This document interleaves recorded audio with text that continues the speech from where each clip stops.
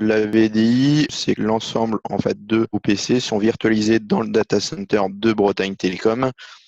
Donc, différentes façons de se connecter euh, de manière sécurisée. Alors, soit vous êtes sur déjà le réseau Bretagne Télécom, donc là, aucun souci, vous pouvez vous connecter sans souci, sans VPN ou sans double authentification. Si vous êtes sur un réseau non Bretagne Télécom, par exemple dans ce contexte actuel, en home office où vous avez une liaison grand public, donc deux façons de se connecter. Je vous montrerai d'abord donc avec un VPN nomade. Donc, comme vous le savez, nous on travaille avec un Fortinet, donc du coup un FortiClient. Donc vous vous connectez, vous saisissez euh, du coup votre mot de passe. Voilà. Donc une fois que je suis connecté, donc j'arrive sur le réseau sécurité, votre réseau de sécurité de votre entreprise. Et après, en fait, sur chaque PC utilisateur, alors si c'est le PC de l'entreprise, vous avez pu installer ce qu'on appelle Citrix Workspace. Donc vous le lancez, donc c'est l'application installée sur le PC de votre utilisateur pour se connecter à son bureau virtuel. Voilà. Donc il va vous demander du coup votre nom d'utilisateur. Vous tapez. Alors, l'avantage, quand vous avez un Active Directory commun, pour vos utilisateurs, le login et le mot de passe pour votre VPN et votre c'est le même. Donc, et vous pouvez le changer, on peut le changer à l'avance. L'avantage, c'est que vos utilisateurs n'ont pas 36 000 mots de passe à mémoriser. Donc là, vous arrivez sur l'outil. Donc moi, vous arrivez sur ma session VDI Bretagne Télécom avec lequel je travaille tous les jours. Moi, j'ai fait le choix d'avoir plus une publication d'applications et pas un bureau. C'est-à-dire que je ne vais pas avoir un bureau Windows en entier, mais juste des applications métiers. Métiers. Donc, je peux lancer mon Outlook, je peux lancer Visio. Donc, par exemple, je veux lancer mon application Visio. J'ai mon icône, comme ça pourrait être mon icône qui est sur mon bureau installé en local. Donc, je me connecte. Donc là, c'est la première connexion du matin. Donc, du coup, ça met un peu plus de temps parce qu'il charge mon profil. Une fois que le profil est chargé, les autres applications, quand on les lance derrière, beaucoup plus rapide. Donc voilà, donc j'arrive sur mon visio, donc je peux faire, si je crée un nouveau, je fais créer. Et la gestion métier qui est publiée. Donc là, c'est juste sur mon PC. Là, je suis sous Mac. Vous pouvez voir que je suis sous Mac. Donc Visio n'existe pas sur Mac. Donc c'est un deuxième avantage. C'est que là, du coup, c'est juste un déport d'affichage que j'ai. Et du coup, je peux travailler. Voilà, on peut créer un dessin comme on veut. Voilà. Et après, du coup, vous pouvez avoir plusieurs fenêtres d'affichés. Là, j'ai lancé Visio. Je peux lancer un navigateur web. Et voilà. Donc là, j'ai Firefox. Donc, on peut aller sous Google, peu importe. Attendez, hop.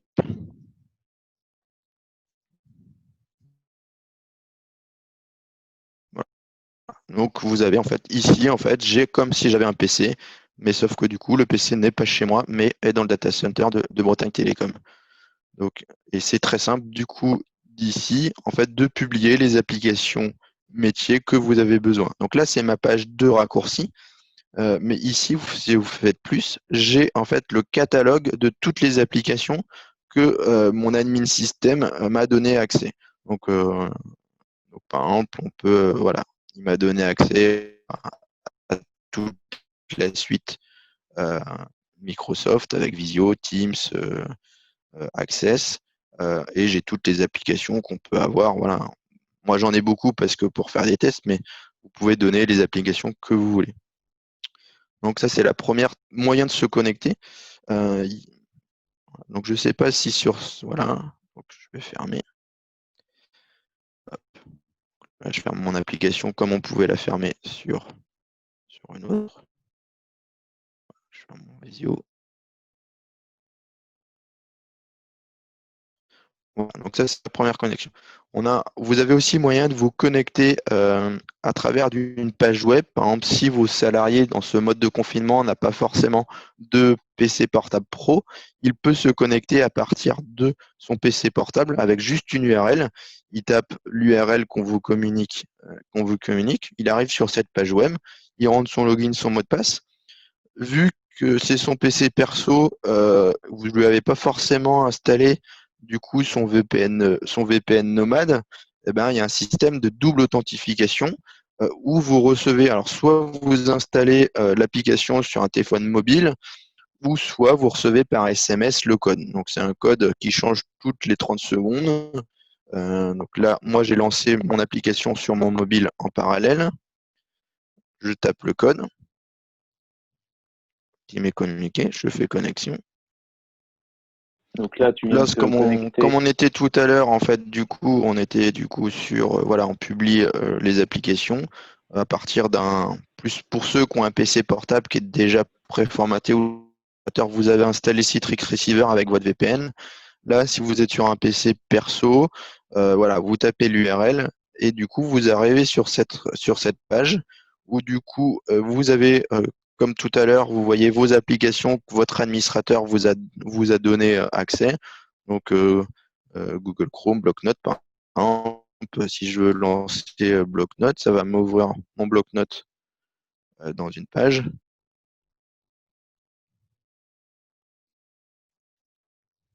Et voilà, vous avez Bloc-Notes, test.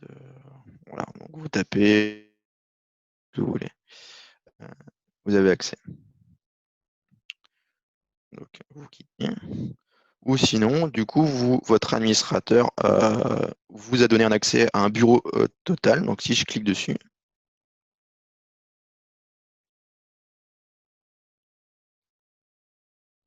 là, vous arrivez en fait sur un bureau. Si je me mets en plein écran, vous allez bien voir que hop, vous pouvez vous mettre en plein écran.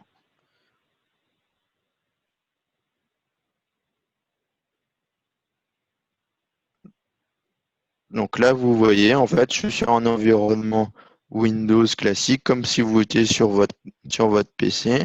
Donc là, par exemple, nous, notre application métier, c'est sur Salesforce. Donc voilà, j'ai Salesforce.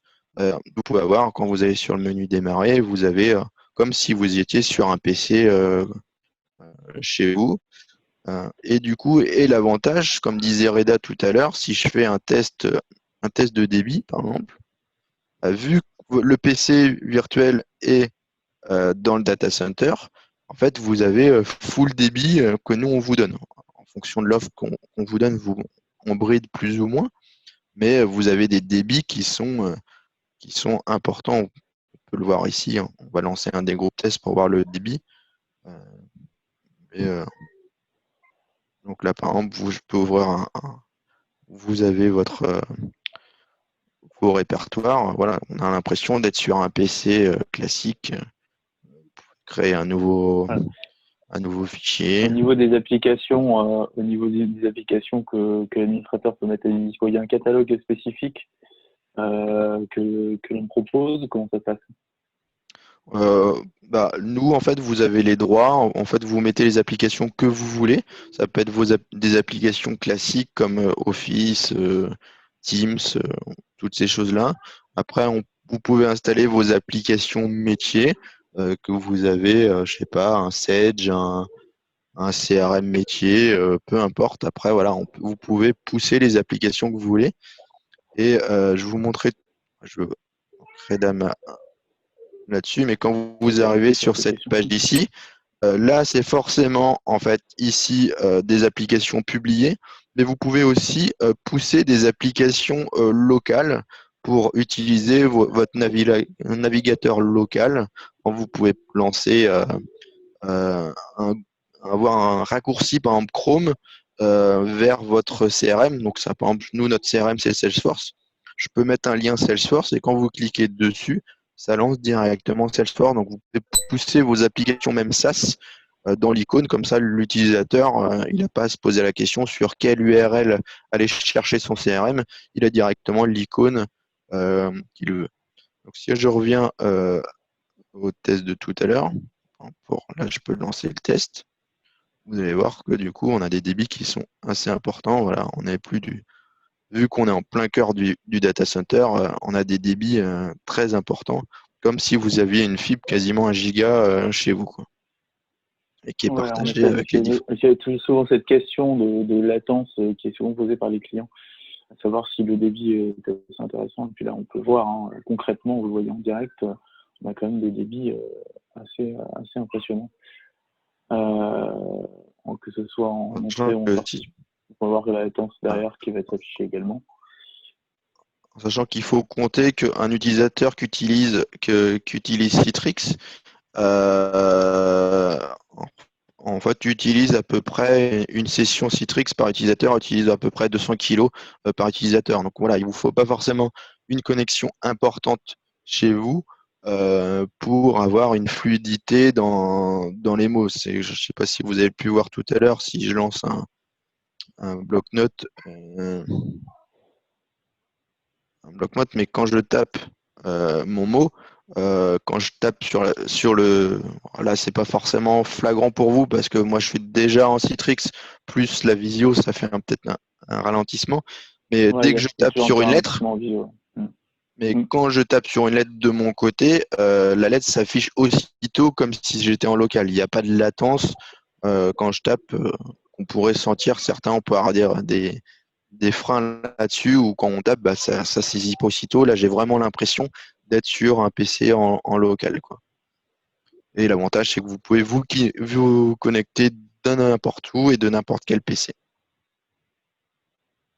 Une question sur laquelle on va rebondir juste après, au niveau des compatibilités. Juste avant, par exemple, je suis un utilisateur, je suis connecté, je mets mon PC en veille, se met en veille automatiquement. Est-ce qu'il y a une déconnexion automatique? Comment fonctionne justement cette mise en veille et cette déconnexion pour éviter à Le l'utilisateur PC, de l'avantage, c'est perdre que du là, temps si vous met en pour veille, par jouer sur exemple, un PC? ici, si je suis en veille, par exemple, ici, si je pars, l'avantage, j'ai tapé ici. J'ai pas sauvegardé, par exemple.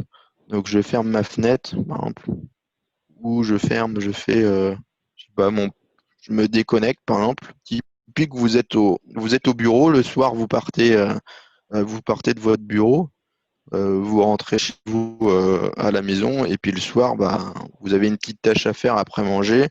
Du coup, vous vous reconnectez. Je retape encore. Donc, vous arrivez soit sur le même PC ou soit votre PC à la maison. Vous vous reconnectez avec le même login mot de passe. Vous relancez votre bureau.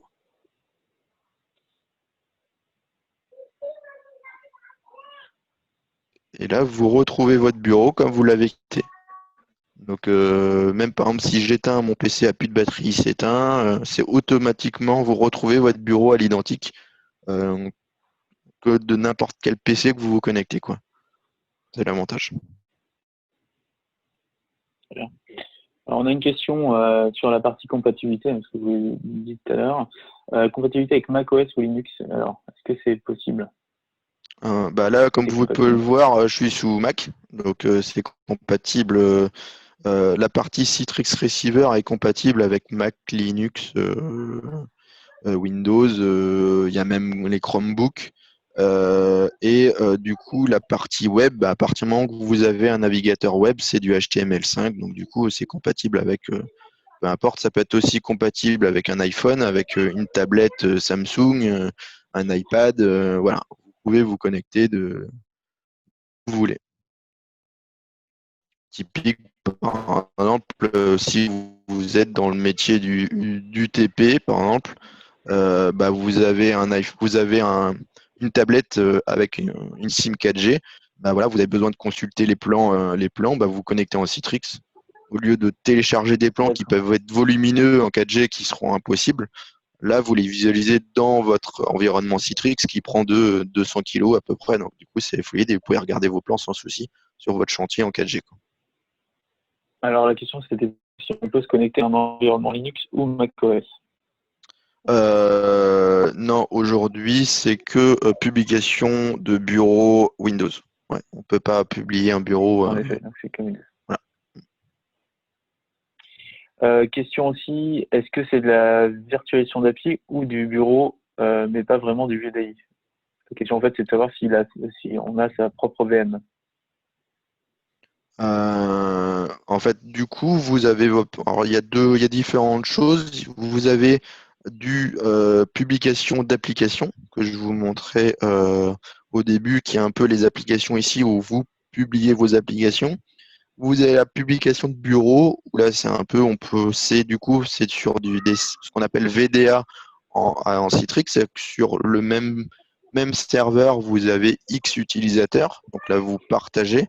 Après, on peut faire aussi vraiment ce qu'on appelle de la VDI, c'est vraiment, vous avez une machine dédiée par utilisateur qui vous permet, entre autres, si vous voulez mettre de la puissance graphique, donc sur votre machine, c'est dédié à l'utilisateur, et du coup, vous mettez de la puissance graphique dessus pour faire tourner de l'AutoCAD, toutes ces applications qui pourraient être gourmands en ressources 3D, par exemple.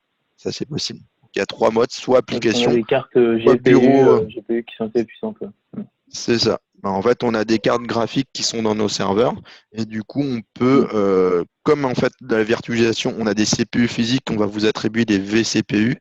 Ben, on fait la même chose sur les ressources graphiques où ça va être pas du CPU mais du GPU, la ressource graphique. Le coût pour une licence Citrix, Le coût pour, une licence entendu. Citrix. Vous m'entendez? Ouais, là c'est donner un coût comme ça, c'est compliqué parce qu'en fonction de votre environnement, de vos besoins. Parce que si vous êtes sur un environnement, je vais dire standard avec Word, Excel, vous n'avez pas besoin de beaucoup de ressources, ou pour des CRM ou des applications métiers qui demandent beaucoup de RAM. Donc,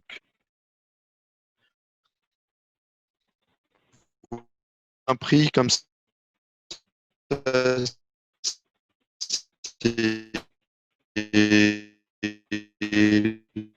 Tout va dépendre des besoins, de la de l'infrastructure. Voilà. Poser le coût. On a forcément une licence, en effet. Ensuite, on va avoir l'infra qui va être derrière et les services qu'on va associer, C'est ça. En fait, il y a un qu'on coût appelle. sur l'infra Citrix pour vous permettre de publier l'application. Donc ça, c'est un coût, après, vous avez un coût sur ce qu'on appelle les VDA ou la partie VDI si vous êtes en GPU. Voilà, en fonction du nombre d'utilisateurs, on va vous mettre des serveurs. On met à peu près entre 15 et 20 utilisateurs par serveur qui seront dimensionnés en fonction de vos applications métiers que vous avez dessus. Et à côté, vous avez aussi des serveurs applicatifs, par exemple un Sage, une base SQL, une base MySQL, voilà. Donc en fonction de tout ça, le prix est vraiment diffère en fonction des clients. Très bien. Est-ce que en effet le tarif est identique en client web ou client via VPN? Le tarif est le même. Après, il y a juste un surcoût pour la partie token.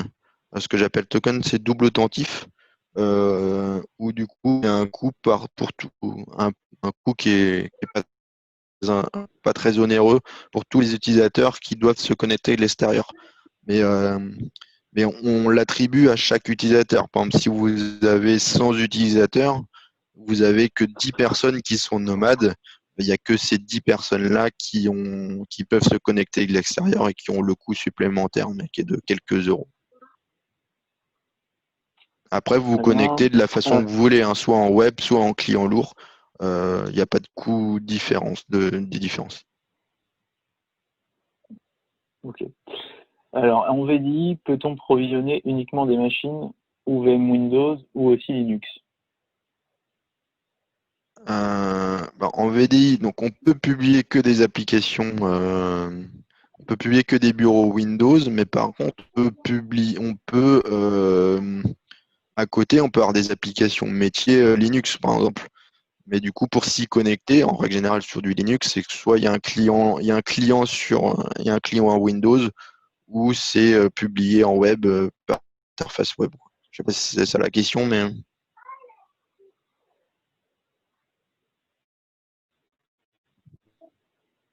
Je pense que c'est ça la question. Peut-on provisionner uniquement des machines ouvrant Windows ou aussi Linux? Est-ce que ça répond à la question de Marc? Non, pas tout à fait. Ok. On va peut-être qu'on précise un petit peu.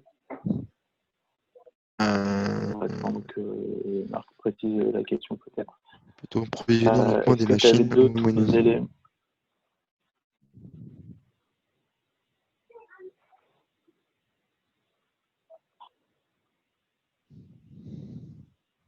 Est-ce que toi, côté... alors en VDI, on met à la disposition des machines? Oui. Oui.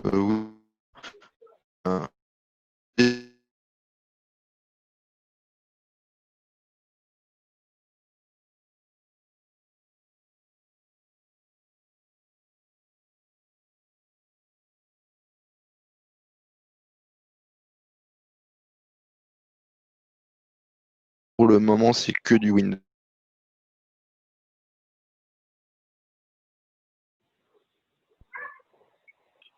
Ok.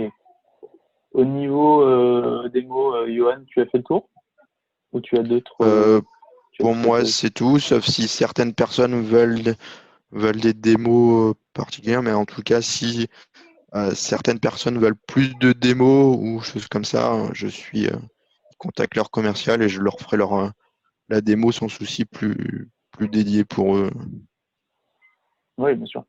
Donc voilà, l'idée c'était de vous montrer vraiment de manière ludique, on va dire, la formation, vous présenter un petit peu comment fonctionne l'offre VDI chez Bretagne Télécom. J'espère qu'on a